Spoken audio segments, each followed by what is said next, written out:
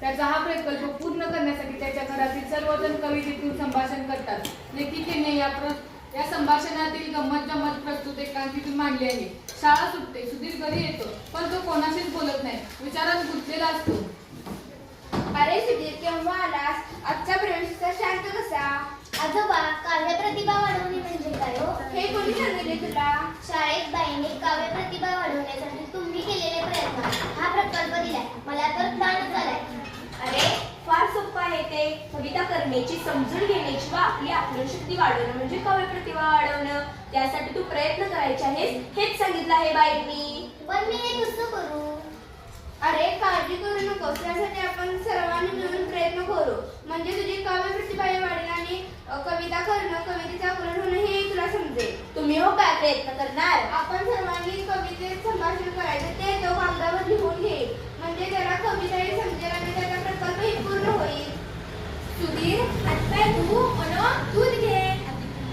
आजी, मी वही आणि कागद घेऊन येतो. आत्ताच आपण सुरुवात करूया. आजी दिवा लावते व मोठ्याने शुभम करोती म्हणते. शुभम करोती कल्याणम आरोग्यम धन संपदा.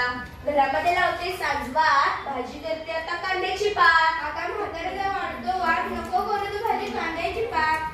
कधीतरी कशाला म्हणतील का हो, मी सांगलेल्या भाजीला नेहमीच देतात हो. ए माझी सुपर आजी, तुला आवडेल ती कर भाजी. तू बनव भाजी छान छान चवळीची. ए सुधीर, आणली इकडे माझी दातांची कवळी. बरं बाई, तुमची इच्छा हाच द्या, भाजी तर त्यात चवळीची खास. खो खो असतात, बाबांची रात्रपाळी असते. गाई पटकन खायला दे. घाई, मला ऑफिसला जायची घाई, नाहीतर बॉस करू देणार नाही सई. कसली घाई, कसली सई? आजीला दिलं चपाती रे.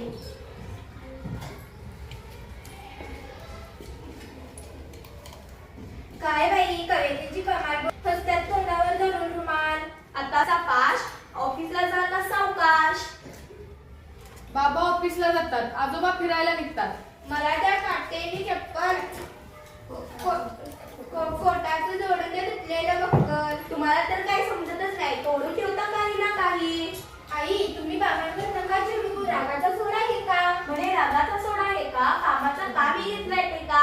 शिवणकाम शिकलीस पण बक्कल लावायला चुकलीस. तुम्ही माझ्यावर चिडू नका, माया करावी सर्वांवर. तुम्ही आता भांडू नका, भांडण ऐकून येते रडू. लहान थोडी मोठा घास, करपलेल्या कधीचा सुटलाय वास. सुधीर रुसतो, तेवढ्यात ताई येते. तिला हे वातावरण नवीन असते, पण विषय समजताच खो खो असते. आनंदित होते व सहभागी होते. बरं का आजोबा, आजी दूर करू सुधीरची नाराजी. कवितेत मारेल तो बाजी. आई, घरात आहे का पिठाची सोजी? सोजी तुला हवी तरी कशाला? लाडू खातेस अन बशी ठेवतेस उशाला. चला सगळे मिळून जेवण करू, चवळीच्या भाजीवर ताव काढू.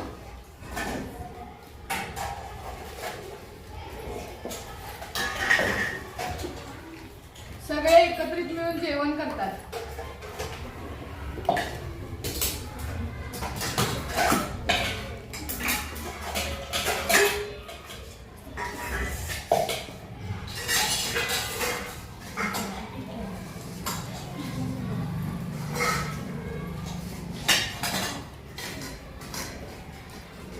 चवळीची भाजी छान झाली ना?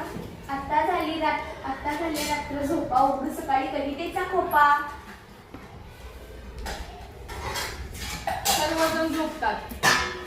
सकाळी उठल्यावर सर्वजण सुधीरला कामात दिसतात. सुधीर आईकडे जातो.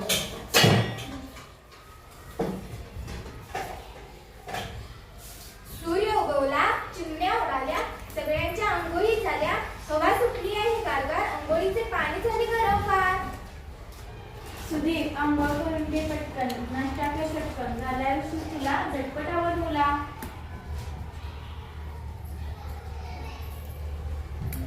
आजोबांना द्या स्वेटर मफलर, आणा कानटोपी, थंडीपासून बचावायची हीच युक्ती सोपी. सुधीर आंघोळ करून आवरून येतो. सुधीर, लिहून घे नीट, यमक जुळायला हवे पीठ, शब्दाचे यमक हवे नीट, तरच बनेल कविता धीट. बाबा रात्रपाळीहून परत येतात. त्यांना कालचा विषय लक्षात येतो.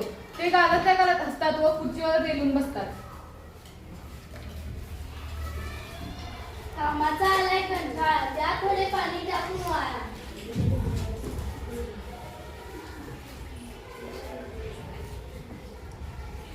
आई कणिक मळत असते. कणिक तुम्ही नंतर म्हणा, आधी शिरासाठी रवा चाळा. तोंड धुवा, अंघोळ करा, खा गरम शिरा. सुगीरच्या डब्यासाठी बटाटे तुम्ही चिरा. सुधीर, आवर दप्तर ठीक, नाहीतर येईल त्यात कचऱ्याची पीक. टापटीकपणा दररोज शिक. आजी आई खूप छान, मला नाही कशाची वाट, तुमच्या वाचून झाले ना पान. आजोबा होकार दर्शवतात. तेवढ्यात बाबा काही पुस्तके सुनीलच्या हातात देतात. बस झाला कवितांचा पाऊस, अशाने थोडीच होणार आहे पूर्ण हौस. पुस्तके देत. हागे थोराच्या कवितांचा माळा, वाचून लागेल तुला कवितांचा लळा. सुधीर कवितांची पुस्तके वाचतो. त्यात तल्लीन होऊन जातो. त्याच्या चेहऱ्यावरचे एक प्रकारचे समाधान घरातील सर्वांना दिसते. आई, बाबा, ताई, आजोबा अन आजी, असं झाले की वाचू किती कविता अंगणात उतरल्या असती. मी त्या वेचू कशा आणि वाचू कशी. शांताबाईंची बाग आणि सुर्वेंच्या गिरणी, गदिमांचे घर आणि बालकवींची फुलराणी, चेतावले भावनांचे मोहर तुम्ही म्हणी. सर्वजण टाळ्या वाजवतात व सुधीरचे अभिनंदन करतात. तो प्रसन्नतेने प्रकल्प लिहून शाळेत बाईंकडे सादर करतो. छान आहे प्रकल्प. धन्यवाद.